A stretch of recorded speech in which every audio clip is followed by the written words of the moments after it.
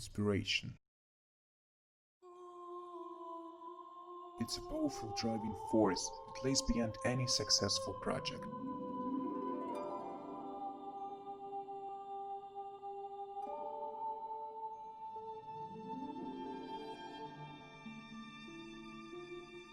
But rarely do the latter reach the level of popularity sufficient for establishing its own genre and inspiring other creators.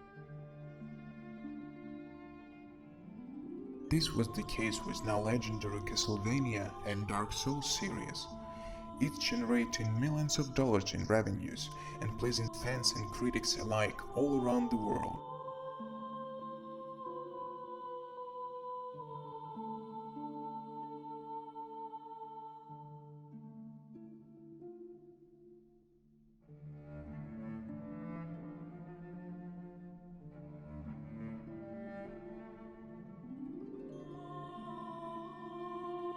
Blasphemous bears pieces of both in its DNA, itself being a work of recently revitalized 2D action genre.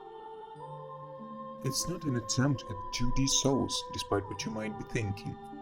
You aren't going to be grinding for XP or keeping a watchful eye on its stamina meter. In a lot of ways, Blasphemous is a traditional action platformer. It just so happens to borrow elements like tying enemy response to resting and drenching item descriptions in lore. Blasphemous feels like a game for those who crave the mystique and grotesqueness of Souls but aren't prepared to pay as dearly in terms of blood and sweat. That feeling dissipates, however, when you run into a boss, all of whom sport fat health reservoirs and attacks that escalate wildly when they are on the ropes. Each boss is as much an assault on the senses as a test of your reflexes. There is a giant blindfolded baby held aloft by a writhing stack of worms, which strikes by means of a snake-headed tentacle. Elsewhere, a skeletal bishop lounges at a bed of hands, as though crowd surfing in the wake of an especially rousing sermon. The battles follow age-old patterns. Wait for a break in the flow before attacking or healing, memorize which moves can be parried or rolled through and which must be avoided. But within those parameters there's some decent variety. One encounter sees you climbing a shaft while dodging or deflecting spears. Another human-sized boss cuddles along the ceiling, throwing and retrieving its blade to conjure a wall of fire. By and large, the boss fights are engaging and tough, but also fair.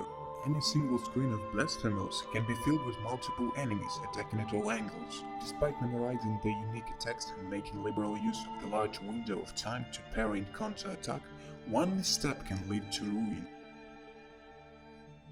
When you aren't slicing apart tormented souls in Blasphemous, you are scaling walls with your sword, leaping between disintegrating platforms and grasping precarious ledges.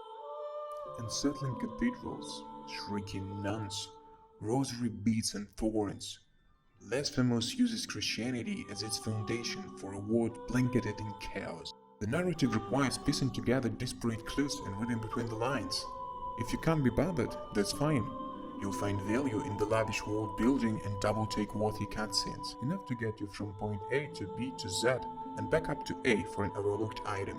Your silent hero, known as the Penitent One, is tasked with achieving the Cradle of Affliction, a penance that takes him to the Mother of Mothers. If that all sounds weirdly esoteric, that's because Blasphemous thrives on being cryptic. Completionists will have a hell of a time scrounging for everything, though there's a ton of stuff to uncover, some of which is practical and some of which is basically filler meant to flesh out the background and set the mood. While exploring, you come across prayers, special abilities that use magic called Fireball. Player spells can increase attack speed, call in arrow attack, create large area of effect attacks, and more. Sword upgrades spice up the combat, adding even more stylish attack animations, charge attacks, upward slashing finishers, and magnificent lunge attack, which combines dodging and stabbing to create the perfect long-distance hit. All of this naturally fit in with the fine-tuned basic maneuvers.